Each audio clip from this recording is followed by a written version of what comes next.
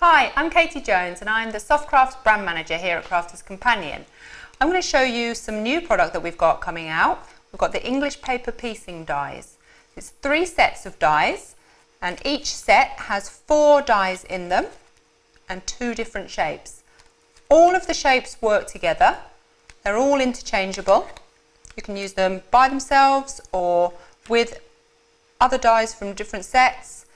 We have a solid die that cuts your paper, so your foundation piece, and then the normal die, the one we're more familiar with as soft crafters, that one cuts your fabric.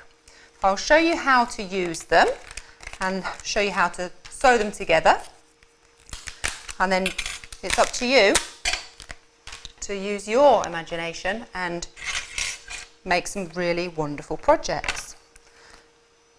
So I'm using the low tack paper for fabric. This paper has kind of got a shiny side and then a dull side.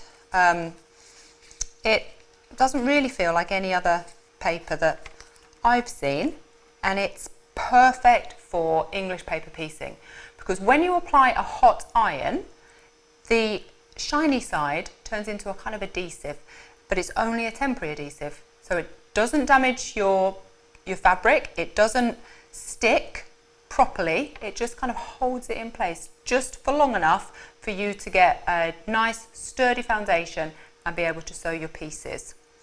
So I've got 6 layers of that. I'm just going to pop my solid die for the paper, and I've got 8 layers of fabric here folded up,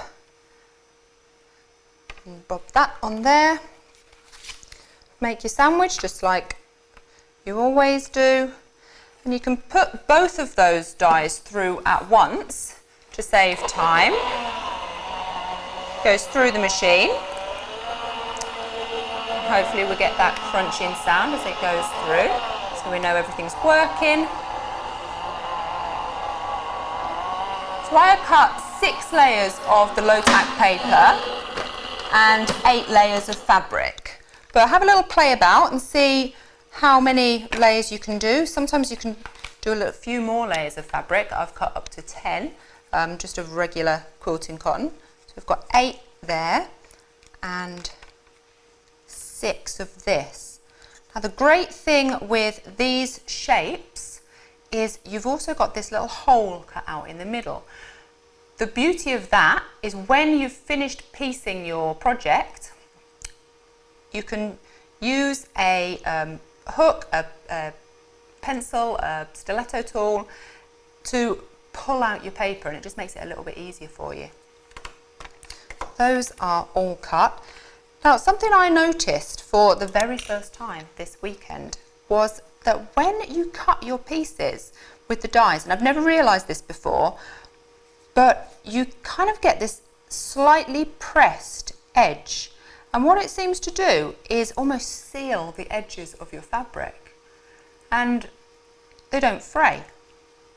You really do reduce that fraying that normally you get when you cut with scissors or a rotary cutter and ruler, and that in this particular type of project is fantastic because this is a hand-pieced project. These are hand-pieced pieces, which is a mouthful, and you know, if your fabric is going to fray as you're folding your foundation, your fabric over your foundation, it can get messy and it can get a little bit difficult, but because the die almost seals the edges as it presses down, it makes it so much better, less fraying. So I'm going to show you how to do some basting. I'm going to baste in 2 different ways. One is with a glue pen and the other is with thread. I'm going to use this dark thread. It doesn't matter what colour thread you use because you can't see it, but you'll be able to see my stitches then. My favourite method is actually the glue pen. It's quick, it's easy, and it just saves a lot of time. So cut an forearm's length of thread, and you're going to fold over your first edge Now each of these shapes, it doesn't matter what ones you are basting, they all work in very much the same way. So if you've got something like the square or the hexagon, you are going to have this kind of corner. So where you can just fold it over, do a couple of stitches through. Now you're just sewing through the fabric at the edge. You're not going through the paper. You're going to gently feel for the edge, shimmy along to the first corner, fold that over again. Now keep it nice and tight. Because you've used your low tack paper and you've just placed an iron to hold them on the fabric, nothing slips, which is just fantastic. It's really makes everything a lot easier. Just a little stitch in there, shimmy along to the next corner, fold it over again, and again just a full stitch through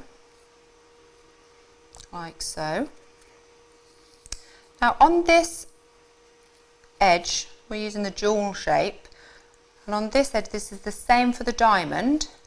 When you get to the point at the end, when you fold your fabric over, you don't get a flat corner like you do with the hexagon.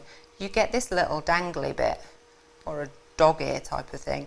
That is what you want. You want to make sure that your fabric is tightly folded into the corner, and then the next edge is pulled over. Stitch in again. Remember, just through the fabric, not through the paper. And up to the last one. Fold it nice and tight. And stitch through again. Ooh, wants to get tangled there. When we sew your pieces together, when you've got these little dog ears, you just need to tuck those in, but we'll get to that in a minute. So as you can see all of the stitches there on the back, but when you flip it over, they're completely hidden. Now you don't have to take these stitches out when you've finished sewing. When you finished your whole project, you can just leave those in and just pull out your papers. So that's the first way.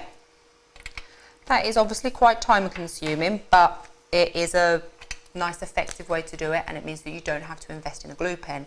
Now you can just buy a regular glue pen, just a normal water soluble stick, glue stick. It doesn't need to be one that is specifically for sewing, but these are slightly narrower, so they make it a little bit easier. If you're using a regular glue stick, just kind of try and use just the very edge of it when you are going along the edge like that, rather than using the end. So little swipe of glue and fold that first edge over. Now when you are basting with the glue rather than with thread, you're going to get a much tighter edge here. So don't pull it over too tight, just feel for the edge and kind of gently ease it over. Move to the first corner, swipe again down that side, gently ease that over. Again, down to the bottom, gently ease it over, give it a good press. And again, we're going to want this little dog ear, the little flappy bit. If you get that, then you're going to sew a nice pointy point when it comes to piecing your shapes together. That is the pointy point bit. So there you go, that's your glue. And then once you've finished sewing everything together, you just ease the edges of the fabric off of the paper. Use your stiletto tool or your blunt pencil and pull those papers out, and you can use these papers again. You can use those 4 or 5 times, maybe even more, depending on how generous you are with your ironing when you iron them in place. And it is as simple as you get your shape, you bob it onto your fabric, shiny side down, and press with a hot iron. Just for a few seconds and lift it off, and it holds it.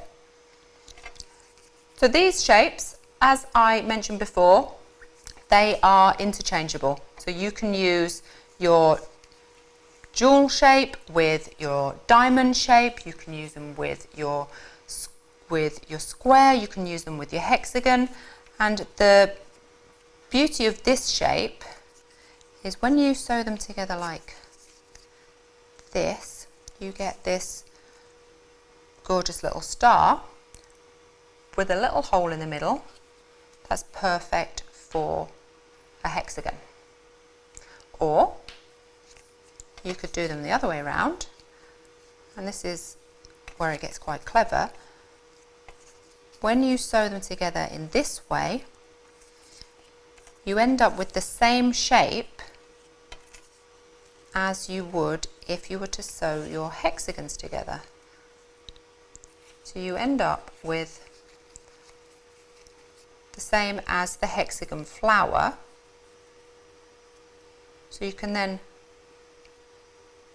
make some jewel flowers, hexagon flowers, and it's quite an effective way of kind of building up a pattern without just making the one design. And it is a little bit like when you were little and you had the set of wooden little tiles in a box, or maybe it was just me that had that was obsessed with playing with these little tiles and doing all the geometric shapes. It's just basic tessellation, so it's a case of cutting your shapes out and having a play about and seeing what fits where, and you can build up some really clever designs just by having a play. So when you want to sew your shapes together, you don't need to match your thread exactly to your fabrics, because if you're going to do that, you're going to spend a lot of time changing out your thread. So I like to use a thread that is a neutral.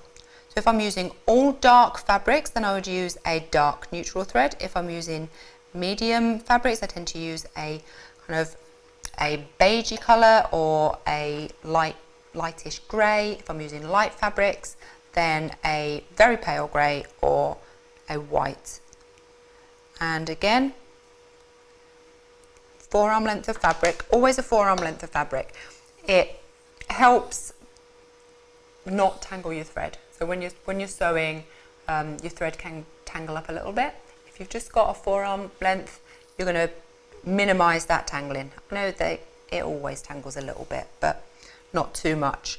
So when you want to sew shapes together and you're sewing your hexagons here, you just take, and it works in the same way no matter what shape you're doing.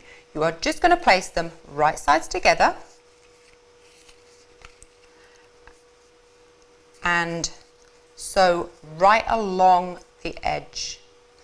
Sew that seam, and you use a whip stitch, which I'm guessing is called a whip stitch because it just kind of whips across the top of your seam.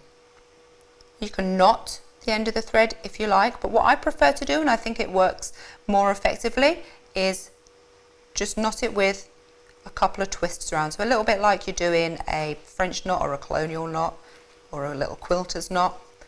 And you want to do between 10 and 15 stitches per inch. I aim for about 12. And that way you get quite a secure seam, but you don't have so many stitches that it ends up looking like a satin stitch. So if you're going to stitch too many, it'll pull in the fabric and you'll end up with like a bumpy seam, and you don't want that. You want it to sit nice and flat. So you pull tight, but not super tight. You want your stitches to hold everything together so that you don't have any gaps, but you don't want them to be so tight that they're pulling and distorting the fabric. When you get to the first corner or the end of your seam, knot. Start and end of every single seam, knot, always. So I'm now going to do like the tricky, the Y seam, which is an awful seam to sew on the machine anyway, but with hand it's absolutely brilliant. You just twist your fabric and your shapes out of the way and set off. And you can see that it just makes it so much easier, and because you've got the paper foundation, it holds your shape absolutely perfectly. The English paper piecing is one of those slow stitch styles, so you're never going to whip up a quilt in a weekend, but it's great if you're on a train journey, if you're in a car journey but you're not driving obviously, or on a plane, any kind of time when you might normally take a book with you, or you might just sit on your phone and check social media. Just take a little pouch full of paper pieces and see what you can make. And make a load of these little flowers, and before you know it, you'll end up with enough to have a cushion or a small table runner or a wall hanging. It's ideal for scraps.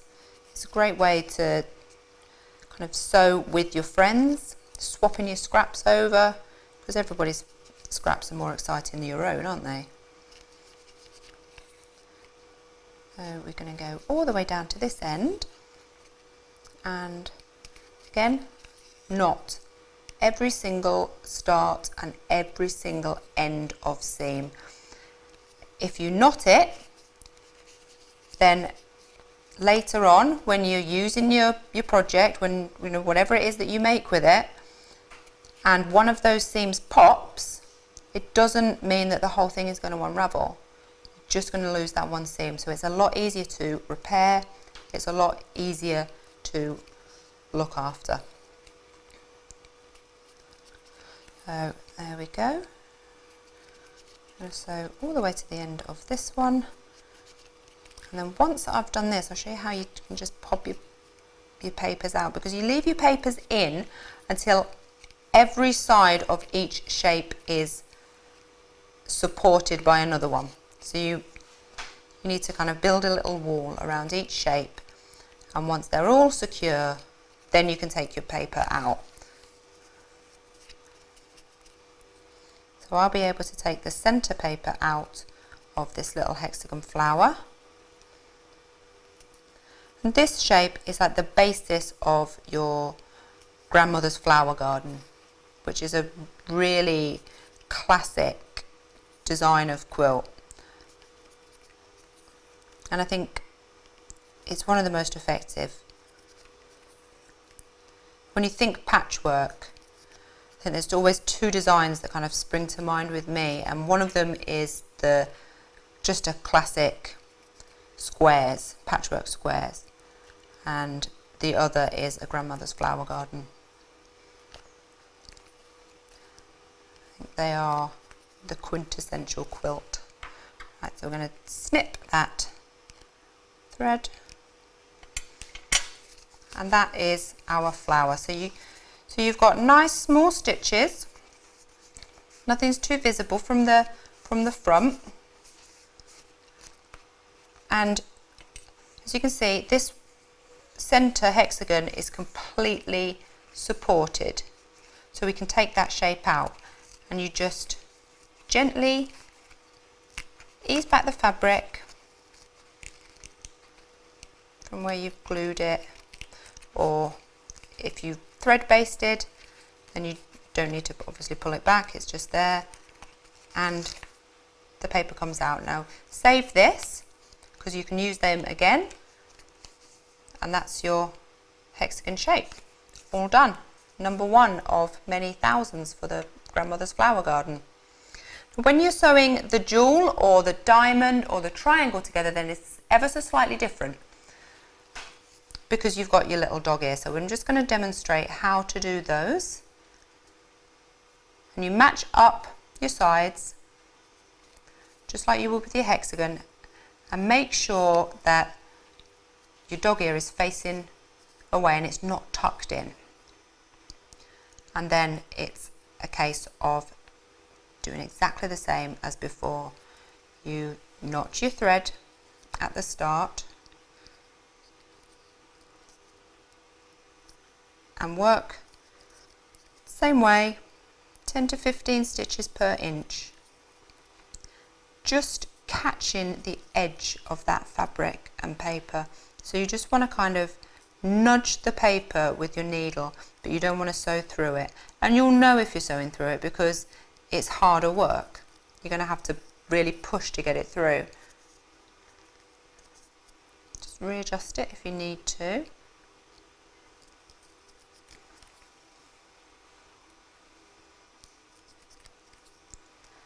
And when you get to the end,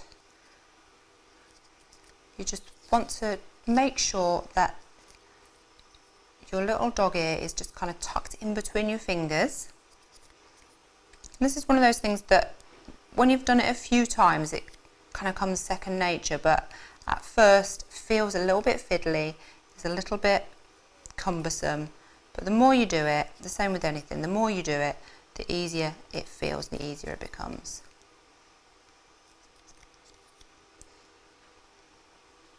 So you get down to the end, little knot, and you're all done. That is how to sew the shapes together and how to baste. And please visit the website for lots of project ideas and the other shapes, and I'll see you soon.